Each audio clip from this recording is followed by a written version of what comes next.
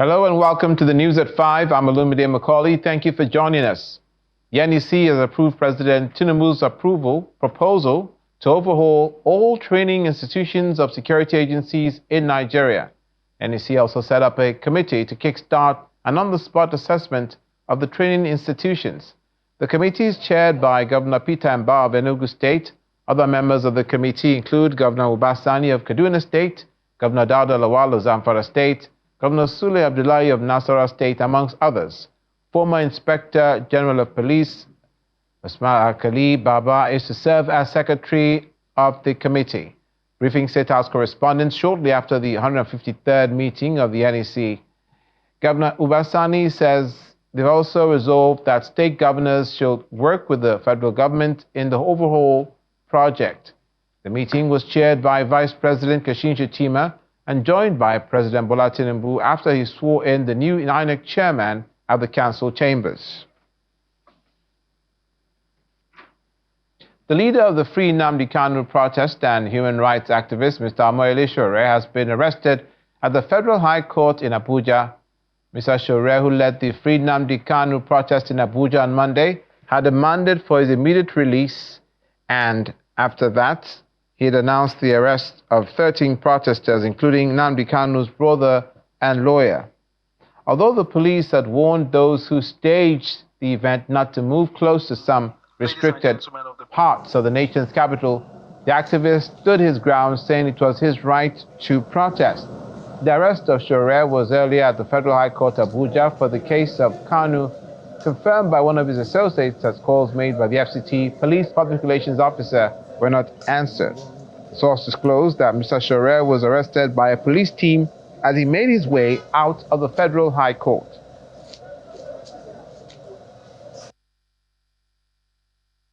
Today, Sowore has been arrested by the Nigeria Police Force.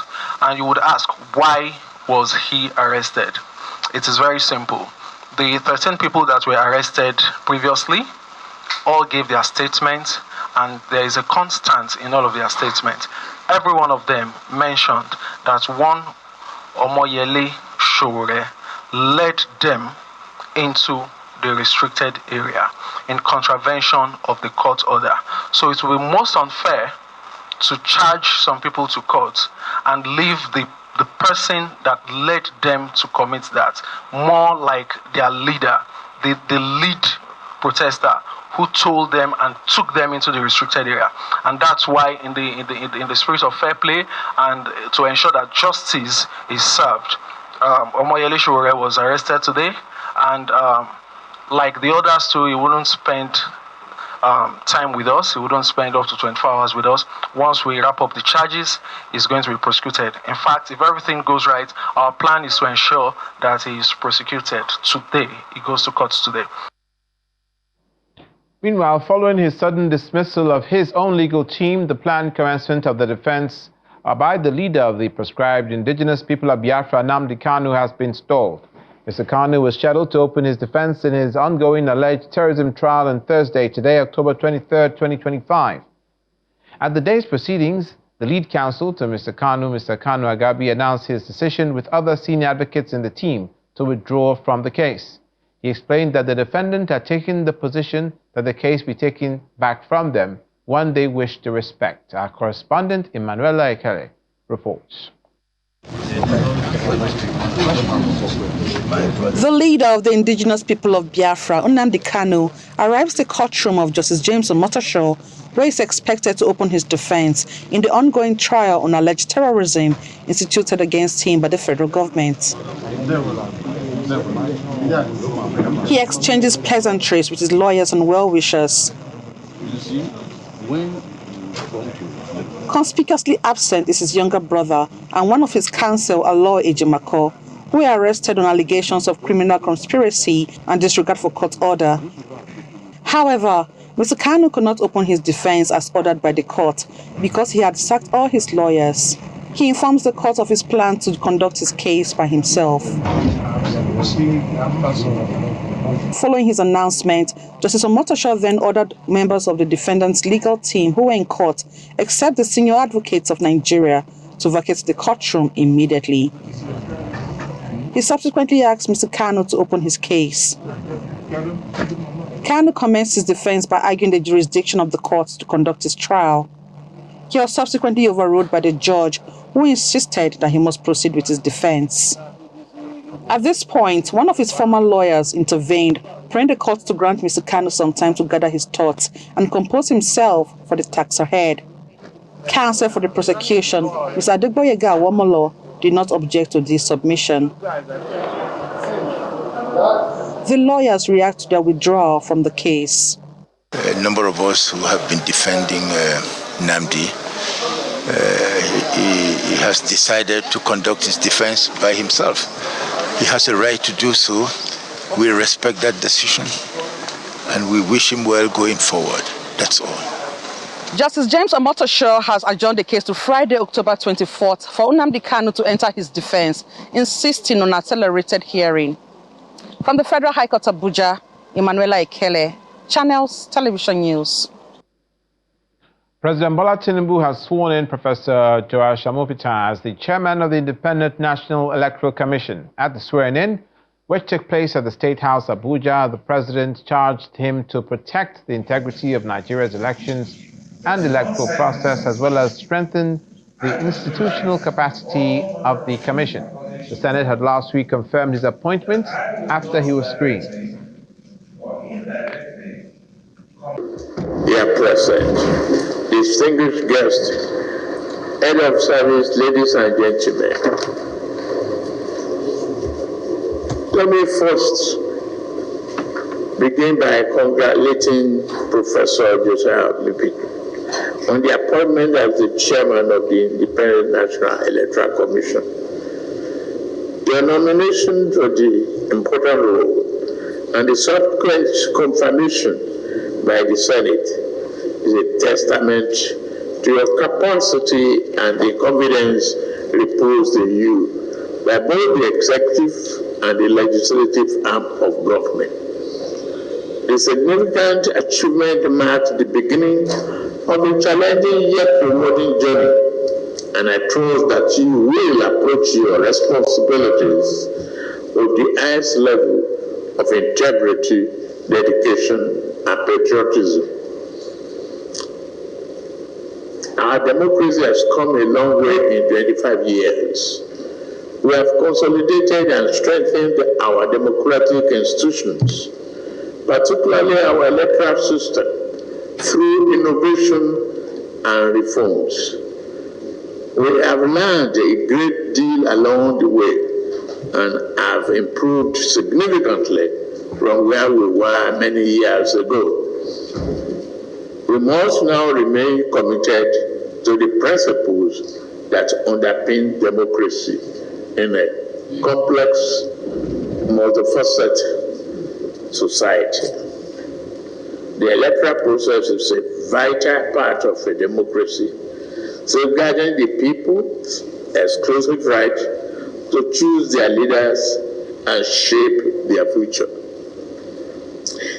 To ensure that our democracy continues to flourish, the integrity of our electoral system must be beyond reproach. It is important that our elections are free, fair, and credible. We must consistently improve our electoral process, addressing the challenges of yesterday and innovating for today and tomorrow. To maintain public trust in elections, electoral integrity must be protected. All aspects of the process, from registration to campaigning, immediate access, voting and counting, should be transparent, non-violent, and be credible.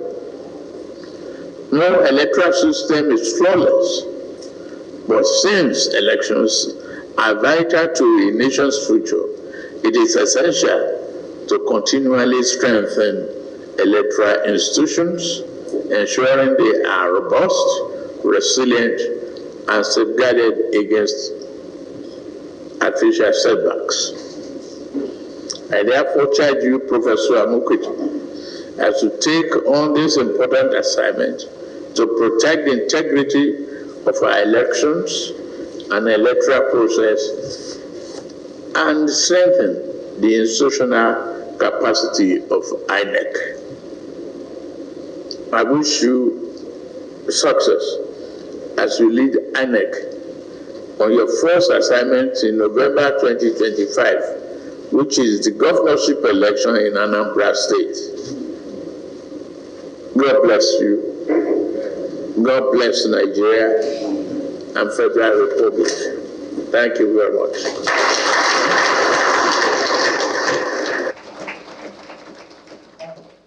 That's the President of Nigeria, Bola Tinubu. Meanwhile, the Professor Joash Amopitan has officially taken office as the new chairman of the Independent National Electoral Commission following his swearing-in by President Bola Tinubu at the Presidential Villa.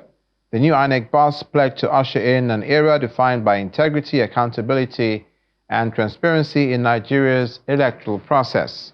Surrounded by his family, friends, and well-wishers, he stepped into his new role as the sixth substantive chairman of INEC, succeeding Professor Mahmoud Yakubu after the completion of his second term. In his inaugural meeting with national commissioners and senior staff, the new chairman urges all personnel to uphold the highest ethical standards, warning against any form of compromise in the conduct of elections. Present at the ceremony were directors, national commissioners, and the acting chairman, who are expected to work closely with him as he leads the commission in the next 5 years. In her welcome address, the acting chairman gave an overview of ongoing preparations for the forthcoming Anambra state elections, setting the tone for the commission's immediate priorities. With his assumption of office, Professor Joash Amopitan begins a new chapter for INEC, one aimed at strengthening democracy through credible and transparent elections. Northern stakeholders of the People's Democratic Party have endorsed former Minister of Special Duties, Mr. Kabiru Turaki, as a consensus candidate for the chairmanship position in the forthcoming National Elective Convention of the PDP in Ibadan, Oyo State. The governor of Adamawa State, Umaru Fintri, told journalists after the meeting that the decision does not stop any interested aspirant from contesting the position. The resolution for a consensus was reached after a closed-door meeting in Abuja, attended by the governors of Adamawa, Bauchi, Zamfara State, Plateau State, former Senate President Bukola Saraki, Senator Abamoro, the PDP national chairman, amongst other top PDP leaders from the north. The PDP has scheduled to hold its National Elective Convention in Ibadan on November the 15th and 16th this year to elect a new National Working Committee with members that will lead the party into the 2027 general elections and beyond. We have met this evening to deliberate and take decision on the office of the chairman of our great party, the PDP, which was zoned to the north. And in our meeting, we have reflected deeply and widely through consultation and going to Ibadan for our national convention. We have adopted a consensus candidate to represent the North and by extension Nigeria as the chairman of the PDP. And that gentleman is KT Turaki, SAN. This is our decision this evening, and he is the person we are presenting at that convention as our chairman to represent our party. PDP is an institution, and we have mechanism to handle all these issues, and we'll reach out and we'll talk to each other. We've been talking to ourselves, not today, not yesterday.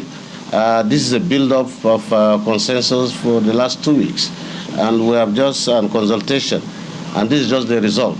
And I'm assuring you that the convention will be a rancor-free convention, and you can see all of us were leaders, and we represent each of the states in the north, the 19 states, including Abuja, the FCT. And this is our decision, and we expect this is the lineup of our delegates in Ibadan. The Edo State government have absorbed 5,000 teachers previously engaged as casual staff under the Edo Star program into the state civil service. Governor Monday Okweboloho received a Lifetime Award from the Nigerian Union of Teachers, Edo State chapter. During a visit to him, promised to do more. The State Commissioner for Education says the move is aimed at bridging the teacher shortage gap and strengthening the state's education system. Help me, please.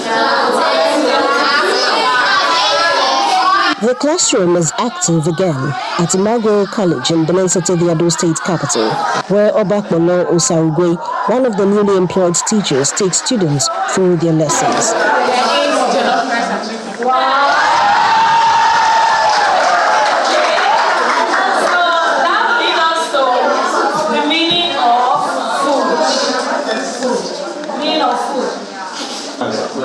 The state government says the decision to absorb the 5,000 teachers into the civil service is part of its drive to improve teacher welfare and enhance learning outcomes in schools. We are happy that one, we have been able to up the numbers, for distribution to our schools.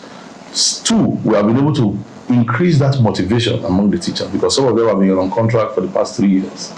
So now they are happy going to work, and of course, when they are happy with the job, they will perform better.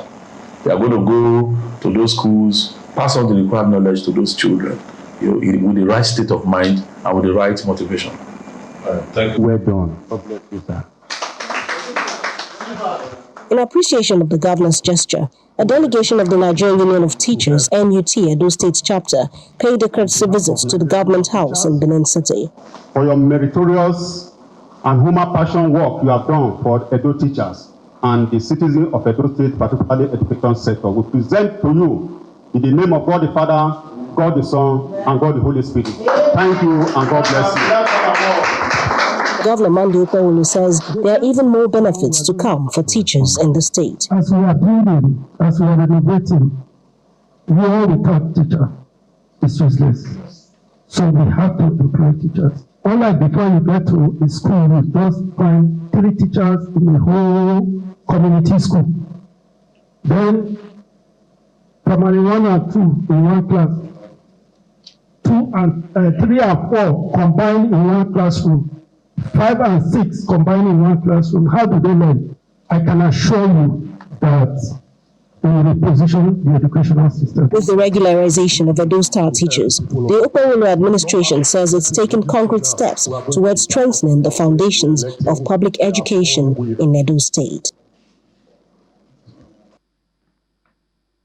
The Lagos State government is seeking partnership with all 57 local governments and the Development Council chairman to tackle waste, pollution, and street trading in the state. The State Commissioner for Environment and Water Resources, Mr. Tokunbo Wahab, made the comment during a stakeholder engagement in Ikeja. He says the government is working to decommission the Olosun and Solus 3 landfills because they've outlived their lifespan.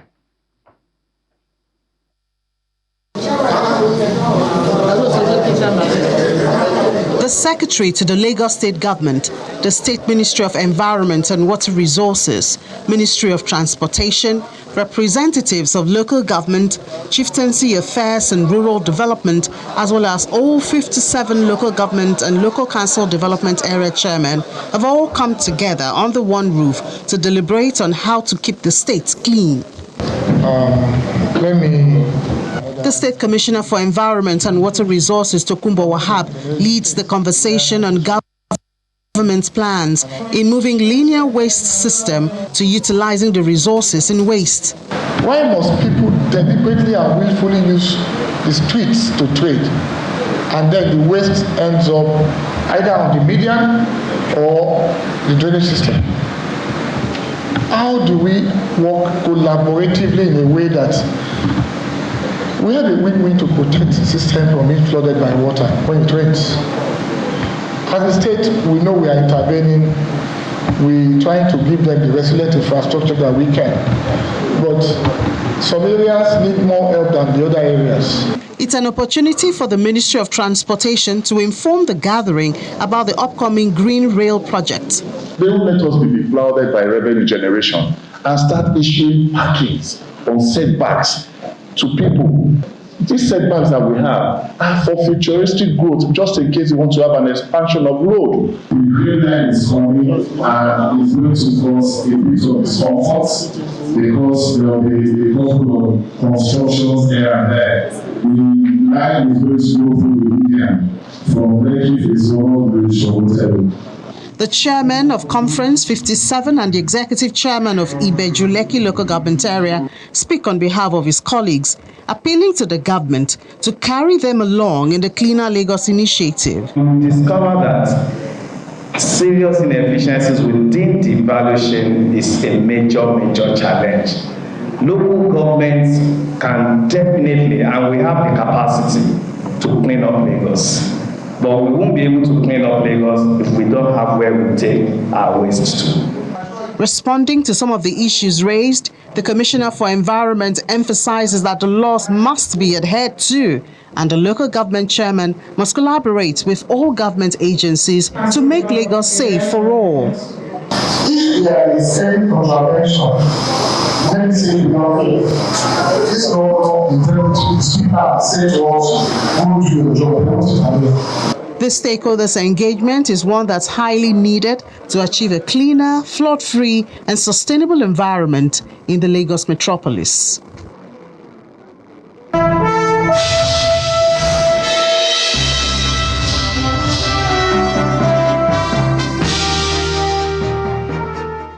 Welcome to Business News. We begin with finance. The Financial Institutions Training Center, FITC, and the Nigeria Interbank Settlement System have formed a collaboration on cybersecurity through the co-hosting of the Think Innovation Cybersecurity Conference. This partnership between both bodies aims to combat sophisticated fraud schemes, strengthen cyber resilience, and address cyber threats such as cross-border ransomware attacks within Nigeria's financial services sector.